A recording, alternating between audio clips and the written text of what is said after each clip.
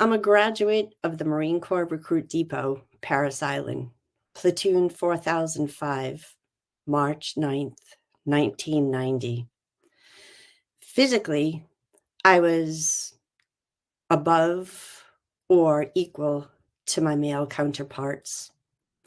I received a meritorious mast in my young career for my esprit de corps, but in the blink of an eye, I found myself in the middle of a medical board, fighting for my career in a world that really didn't want females like me.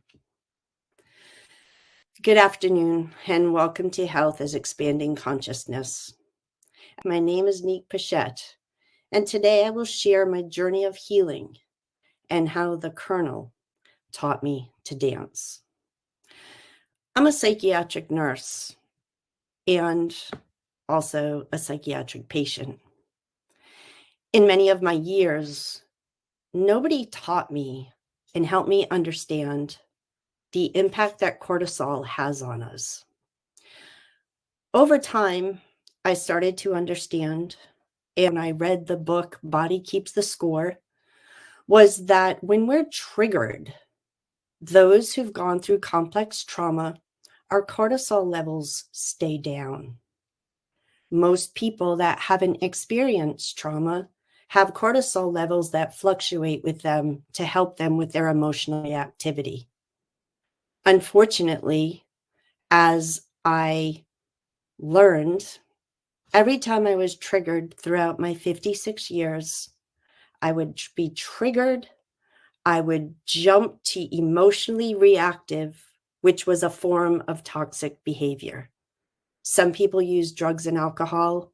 Some people use sex. Some people are just very physically and verbally aggressive. And I couldn't understand why this became my go-to. But over time, I understood that I had an addiction. I was addicted to pain. I didn't know any other way. We look at body language and equine therapy. Body language is simply the process of communicating non-verbally through conscious and unconscious gestures and movements.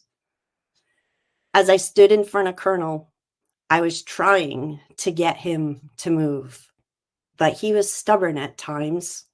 And it was my therapist, Karen Dalton at Dare to Dream Ranch, who taught me he could feel me, he could see me, and we needed to learn how to communicate with one another. I remember the first day I was put in the ring.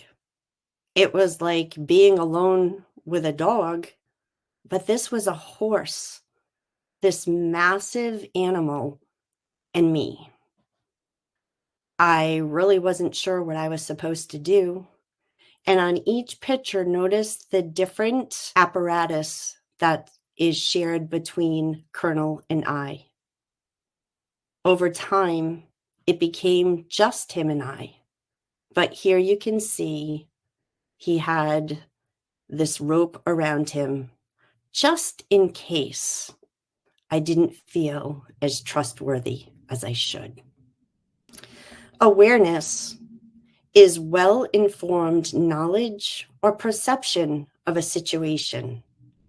For me, it was a self-reflection of my views, of my opinions, and my feelings of my past self. As I sat upon Colonel, I was still afraid, holding on to the reins, not really understanding what this was about, how this was going to help me, and what a horse could do to help me understand all the pain that I had been through. Communication, I'm going to go back to the first slide with body language. As a psychiatric nurse, we also look at tone and cadence. There's a rule that they call 7-38-55. And that is that 7% of communication is our words, 38% of our communication is our tone, and that 55% of our communication is our body language. That rule was developed by Dr. Albert Mehrabian, a behavioral psychologist and a professor at UCLA. It was scary at times to stand in this ring alone with the colonel. When I started my training, I was able to pick any horse on the ranch that I wanted. You see, when I was 16 years old, I attempted suicide for the first time. And shortly after that, bodybuilding became my way of coping. So when I met Colonel and saw his muscles and his strength, I knew right away that he was the horse that I needed to work with. Movement is the act of changing physical location or position. And Colonel was very sensitive to my every move. If you can see in my hand, I have a whip. But I never touched Colonel with that whip. I didn't have to. It was simply a way of placing the whip behind him for him to run faster, raising it above, below. He took my body movements and the guide from the whip to change his positions, to zigzag, to run faster, to run slower. And I was in awe of the dance that we shared every time I entered the ring with the colonel. Confidence is the feeling or belief that one can rely on someone or something. It's a form of trust. Here you can see there's no saddle, there's no reins. It's just the colonel and I, sharing a heartbeat, sharing our body language, and understanding, a trust. I knew he knew me, and I sure was learning to know him. Sometimes, at the end of the day, I would walk with Colonel and reflect.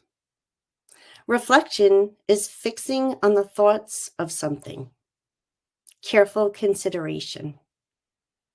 The Colonel helped me with my perception of my own past failed relationships. There's just too many of those to remember. Love. Love and equine therapy. Love is that intense feeling of deep affection. For me, an accepted belonging when I spent my time with the colonel. He helped me understand the most important piece I was missing. And as someone once taught me, love does not equal pain. Thank you to the CEO of the Cannabis Nurses Network, Heather Manis, for without nature nurse, I would not be where I am today.